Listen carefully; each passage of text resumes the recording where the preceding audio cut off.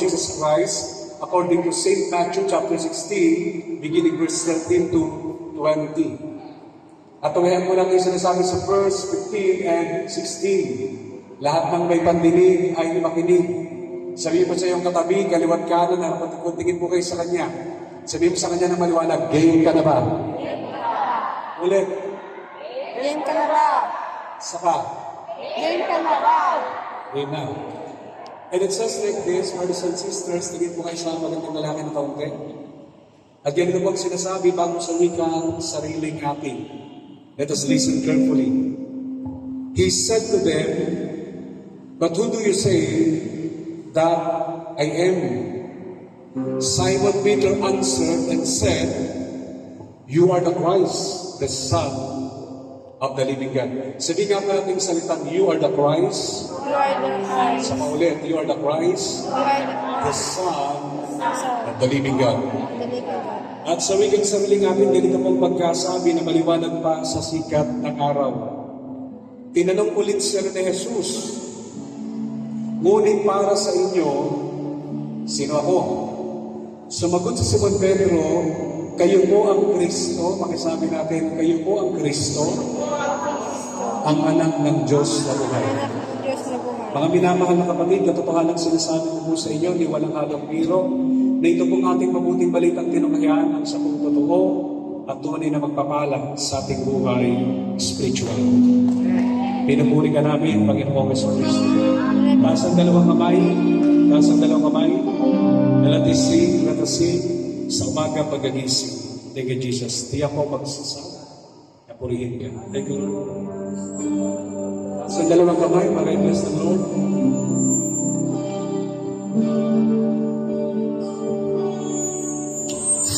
Umaga pagkagising, ang amoy pumahin, ang puso ko'y laging may langit Para sa'yo, lagi kong nararanasan, lagi kong naranasan katapatan mo ang hanggan, pag-ibig mo'y laging sa libang sa tayo pong lahat, taas ang kamay sa umaga pagkagising. Sa umaga pagkagising, ngayon may babarihin, ang puso ko'y laging malawin Para sa'yo, para sa'yo. Amen, Lord, lagi kong nararanasan. Lagi kong nararanasan, katapatan lang ang hanggan. Pili ko'y laging sa Pag-ibig mo'y laging sariwa sa halaman. tayo pong lahat, di ako magsasawa, sigunas. Hindi ako magsasawa, purihin ka. Ng pusong lakas, minamahal kita. Laging aawitin ang pag-ibig mo sa akin. Tayo pong lahat, di ako magsasawa. Purihin ka. Di ako magsasawa. Hindi ako magsasawa, purihin ka. Ang pusong lakas, minamahal kita.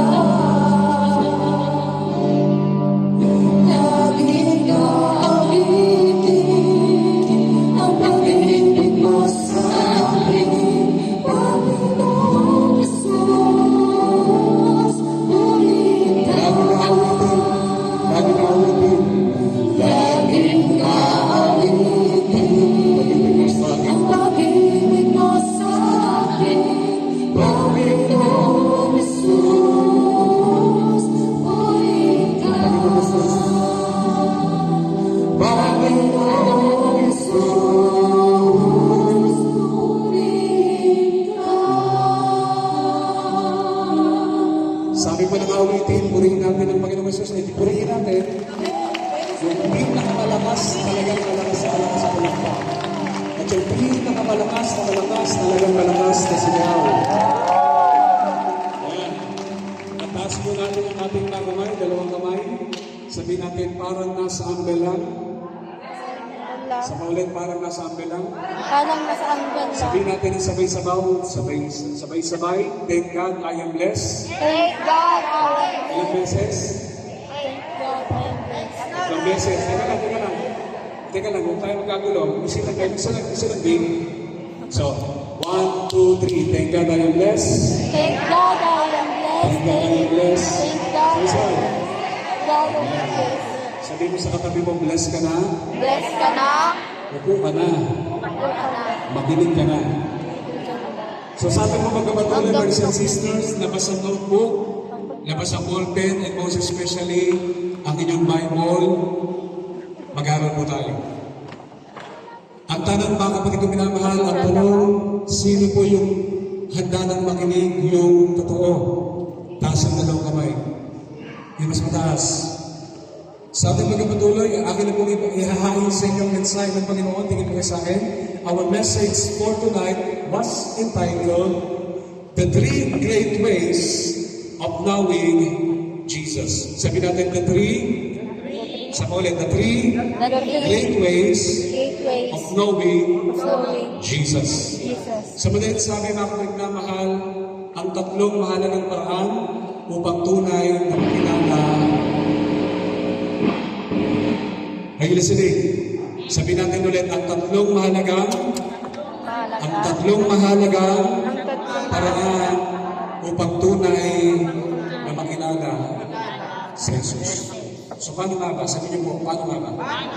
Atin pong alamin. Diyan lang po kayo, dito naman ako, magpatuloy tayo makinig sa itinuturo ng salita ng Diyos. Sabi mo sa katabi mo, makinig kang maigi. Sapagkat ang hindi nakikinig sa Word of God, pumapangit, tumatanda ang mabilis. At kung gusto mong mabless, makinig ka. So sa ating magkapatuloy, tingin po kayo sa amin, brothers and sisters, and it says like this, makinig na po kayo ha? And it says like this, many people know about Jesus, but not everyone truly knows Jesus. People have different opinions about Him. But Jesus asked a deeper and more personal question. Nasa wikang sarili namin ang ibig sabihin niyan. Now, nakikinig ko ba kayo? Well and good. Ang ibig sabihin niyan, brothers and sisters, maraming pagkatao ang nakakalam tungkol kay Jesus, ngunit hindi lahat ay tunay na makakilala sa Kanya. Are you listening? Maraming tao alam nilang may Diyos, pero hindi nila kilala ang Diyos. Iba-ibang mga pananaw o opinyon ng mga tao tungkol sa Kanya. Sabi natin, ngunit, sino bakit? Sabi niyo po, ngunit, si Jesus ay nagtatanong. Si Jesus ay nagtatanong doon sa bagong silang. Si Jesus ay nagtatanong. Ang tanong ko yung kanyang tanong? Isang tanong, brothers and sisters, no? Amin mo ba? Nagtatanong ng isang mas malalim at personal na tanong. Say that word, mas malalim at personal na tanong. At ano po yung kanyang tanong? Ano sabi niya rito? Who do you say I am? The question is not only for Peter. It is also for us today. Huwag natin kalilimutan na yung tanong dito na sinasabi niya, sino ako para sa iyo? Sapagkat sa tagpong ito, si Apostol Pedro, yung kanyang kausap. Amen? But, ang sabi dito, brothers and sisters, no? Ang tanong na ito ay hindi lamang patungkol kay Pedro. Ito rin ay tanong, brothers and sisters, ni Jesus sa bawat isa sa atin ngayon. Sabihin sa inyo kami, gets? Yes. Parang hindi naman. Gets? Yes. Palampakan natin sila. Sabihin natin, ang tanong. Ang sagot. So the question is this. Nagsusulat mo ba kayo? Sabihin mo sa katabi mo, katabi, makinig ka sa sasabihin ko. Maganda yung nakikinig, pero mas maganda yung nakikinig at nagsusulat. Sabihin mo sa kanya, gets? Yes. Now, how can we truly know Jesus? Sa madaling sabi, paano natin tunay? Are you listening? Hindi po hap-hap, hindi po alanganin, hindi pinti-pinti, tunay. So, paano natin tunay na makikilala si Jesus? Tatlong mahalagang paraan. Number one, are you listening? First things first, know Jesus personally. Say that word. Know Jesus personally. It simply means have a personal relationship with Jesus.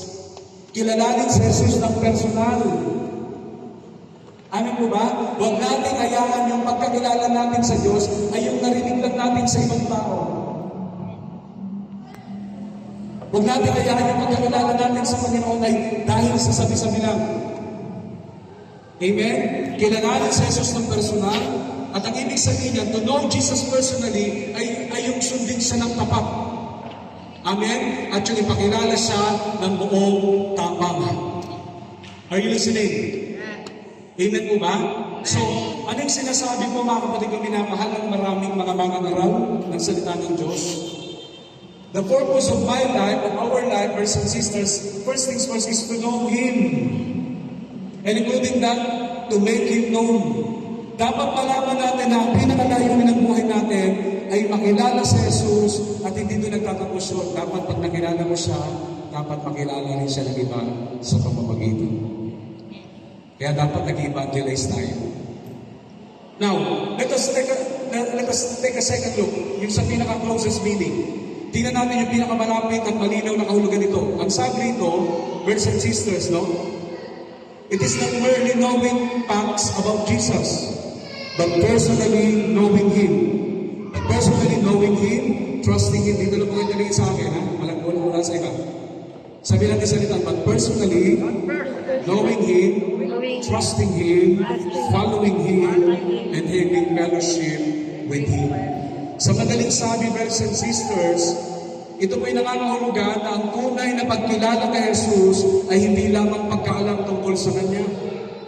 Hindi sapat, brothers and sisters, na malaman mo yung tungkol kay Jesus. Amen po ba? Na ang sabi dito, brothers and sisters, amen, kundi ang personal na pagkilala sa Kanya ay yung pagtitiwala sa Kanya, pagsunod sa Kanya, at pagkakaroon ng malalim na pakikipag-ugnayan sa Kanya. Kaya dapat ang Panginoon, hindi lang natin win one day. Dapat ang Panginoon ay ating ini-everyday. Pagising pa lang sa umaga, di ba? Sa umaga pagkagising, pray. Bago matulog, pray. Amen? Basa ng Bible, makinig ng Word of God. In Philippians chapter 3, verse 8, nakapagaman, ano ba yung sinasabi rito? Nakikinig mo ba kayo? Sabi dito, sa New Living Translation, yes, everything else is worthless when compared with the infinite value of knowing Christ Jesus, my Lord. For His sake, I have discarded everything else, counting it all as garbage, so that I could gain Christ. At sabihin sa sarili natin, ganito po ang sinasabi ng ASND, which simply means, sabi natin, sabay-sabay, ang salita ng Diyos. Ang salita ng Diyos. Sabi po sa wikang sarili atin, oo, itinuring kong walang kabuluhan ang lahat ng bagay kung ihahambing sa higit na dakilang bagay na ito. At ano po yun, walang iba, kundi yung tunay na pagkakilala kay Jesus, na Panginoon ni Apostol Pablo at Panginoon din nating lahat na nanarito. Pag hindi kayo pumalakpak, ako papalakpak. Pag hindi kayo sumigaw, ako may sabi na, hallelujah! Amen? Anong sabi ni Apostol Pablo? Lahat ng inaari kong pakinabang, yaman, lahat ng mga pinagmamalaki ko ay isinagtabi ko. Lahat ng dating pinakatatangi-tangi niya, nung makilala niya si Kristo, ay ginawa niyang basura sapagkat sa buhay natin, inuulit ko po, sapagkat sa buhay natin, walang pinakamahalaga, walang pinaka-valuable, higit sa lahat, kundi ang personal na makilala sa Jesus. Unang tayo na lang tatlo, ikas na lang sa kanya. Let's go to the next number 2, 8:30 na pala, 8:30 na. Let's go to the next number 2. Sabihin natin sa litang, Jesus know more Sabihin mo sa kami po, okay ka ba dyan? Okay ka ba? Anong sagot? Okay. Parang hindi naman. Sabihin natin, Jesus know Jesus know, biblically. biblically. Dapat makilala natin ang Panginoon sa pamamagitan ng salita ng Diyos. Amen? Amen.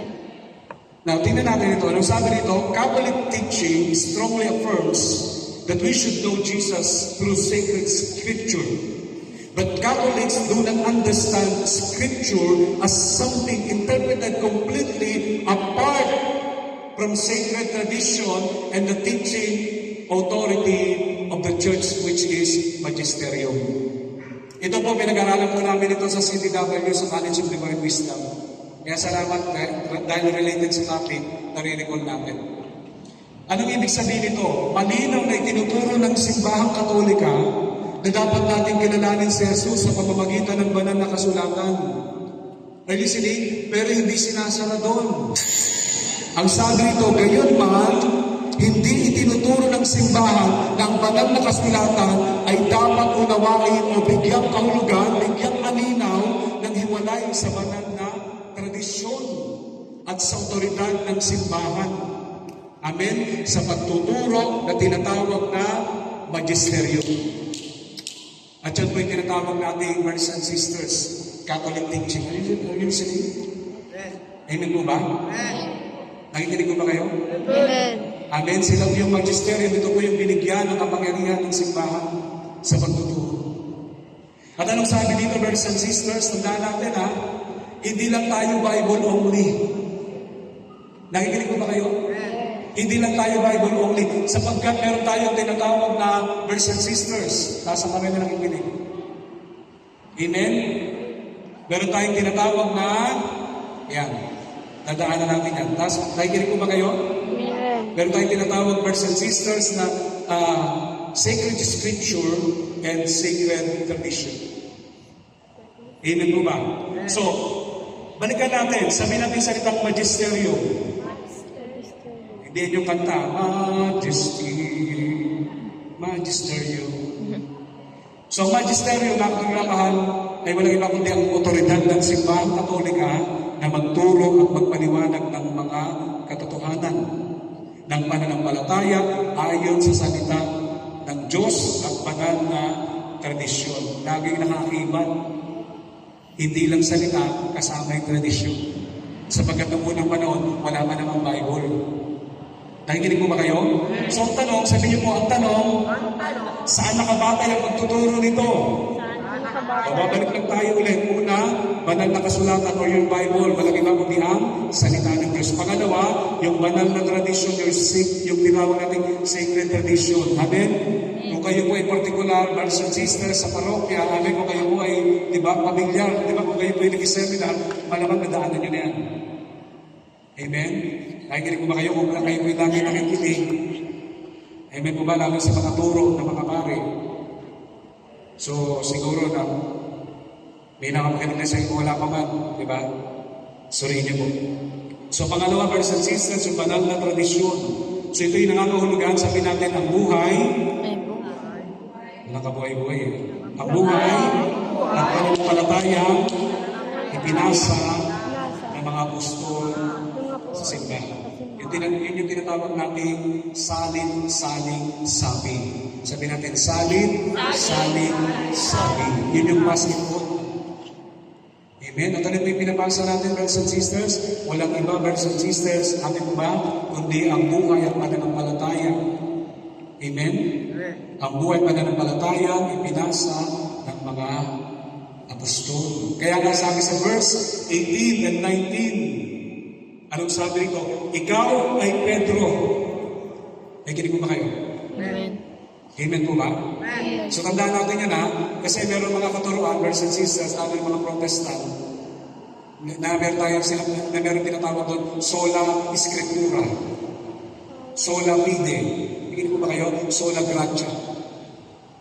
Faith, Bible alone, faith alone, and grace alone. Amen po ba? Amen. Nakikinig mo ba kayo? So palakpakan natin sa inyo. At ikaw ay Pedro, at sa ibabaw ng batong ito ay itatayo mo ang aking simbahan. Ibibigay ko sa iyo mga susi ng karya ng langit. Ang anumang ipagbawal mo sa lupa ay pagbabawal din sa langit. At anumang ipahintulot mo sa lupa ay papahintulot din sa langit. Naginig mo ba kayo? At kung titignan natin, brothers and sisters, sa history, di ba? Ang nagtatago ng labi ni Apostol Pedro ay walang iba kundi ang Catholic Church. Naginig mo ba kayo? Amen? Amen po ba? At si Apostol Pedro ay pinaniniwalaan ng ating simbahan na siya ang pinakataunang-unahang Santo Papa. Ako ba may kausapin? Sabihin mo sa katabi mo, katabi. Katabi. Katabi. Parang gutom ka na. Gutom ka na. Parang gusto mo na umuwi.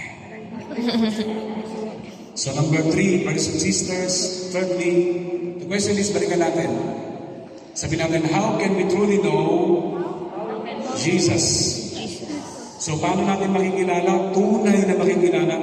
Lagi natin lalagyan ng tunay na makikilala. So tatlong mahalagang paraan para tunay na makilala natin si Jesus. Una, mga kapatid na mahal, know Jesus personally. Sabi natin, know Jesus personally. Pangalawa, know Jesus biblically. Pero hindi lang basta Bible. Kasama yung tinatawag nating banal na tradisyon. Amen po ba? And thirdly, brothers and sisters, mga kapaglaman, idagdag natin, know Jesus. Kasi kulang yung personal lang eh. Para mas kompleto, para mas masarap, para mas maganda, know Jesus wholeheartedly. As you know Jesus personally, you must love or you must know Jesus wholeheartedly. Amen? Kung meron kang personal na pagkakilala kay Jesus, dapat nandindi, brothers and sisters, yung iyong pagkakilala sa Kanya. Amen mo ba? Yung pag-aasam na kilalanin siya ng buong puso. Bigla tuloy ako napakanta, buong puso, buong isip. Yan na brad, mga kinabrad, kunti pa, wala na yan, buong lakas, iaalay sa'yo. Anong sabi doon? Buo ba kalahati? Buo. Meron bang tawad? Wala. Wala. Hindi yung palengke eh. So, tingnan natin, know Jesus wholeheartedly. Now, it simply means to personally know Him, believe in Him, love Him, trust Him, obey His teachings, follow Him faithfully, and give Him the whole of your life. Not just knowing the facts about Him. Listen me? Hindi sapat, brothers and sisters, na makilala mo yung katotohanan patungkol kay Kristo.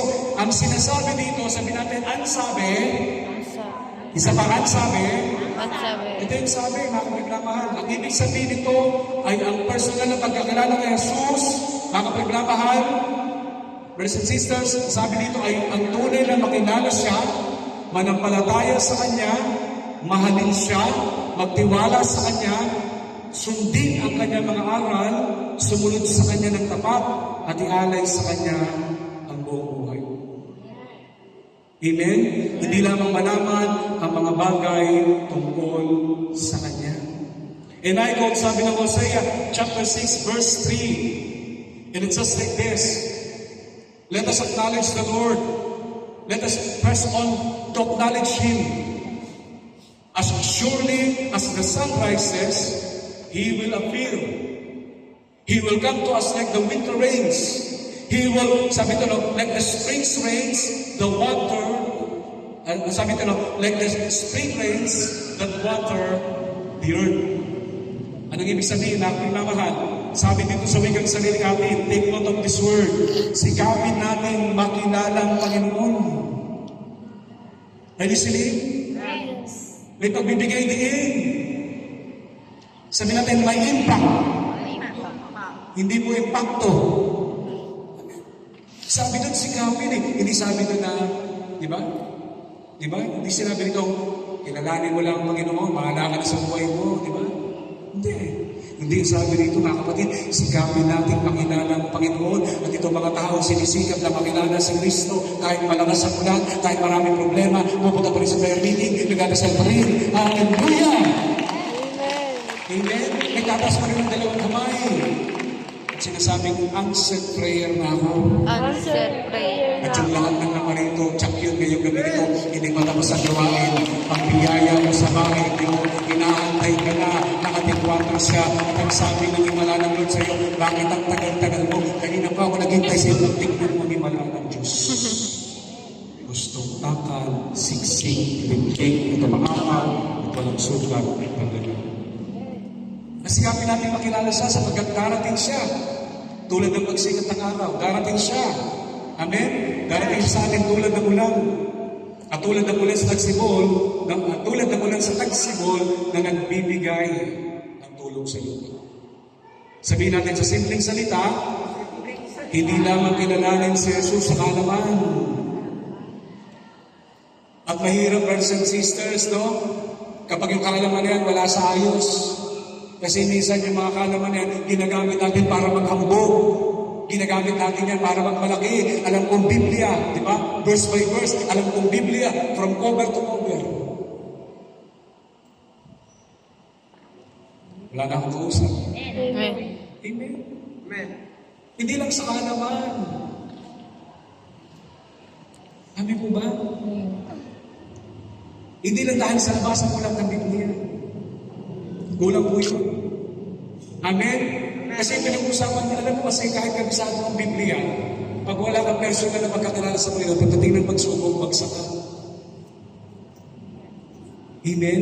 Ang kinakailangan dito, faith with action. Kaya kung kinikilala mo ang Panginoon ng masikap, brothers and sisters, anong sabi rito? Nandun yung personal na magtitiwala mo sa Kanya. Amen? As in sabi ko, no? Kailangan mo siya ng personal, brothers and sisters, sa pamagitan ng pagtitiwala sa Kanya. Sa pamagitan ng pagmamahal at pagsunod mo sa Kanya, mga salita. Amen? At higit sa lahat yung buong puso pagsasabuhay nito. Sabihin mo sa iyong katabi kaya, ang Word of God, Ang word of God hindi lang basta pinapakinggan. na hindi lang basta pinapakinggan. Amen? Amen. So, anong sabi rito, kilalanin si Jesus ng personal. Sundin siya ng matapat at makalala siya ng buong tapat. Kung yung gumagawa ng mga mali, hindi nahiya, mas lalo na tayong dapat hindi mahiya. Lalo na kung ang ating ipinapakilala ay walang iba, kundi yung Diyos na nagligtas sa atin mula sa Kaya po tayo. At sa oras na ito, mga kapatid minamahal, kung meron man tayong pag-aalilangan sa Panginoon sa Kristo, kung meron man tayong di nangunawaan ng mga bagay-bagay, lumapit tayo sa Kanya.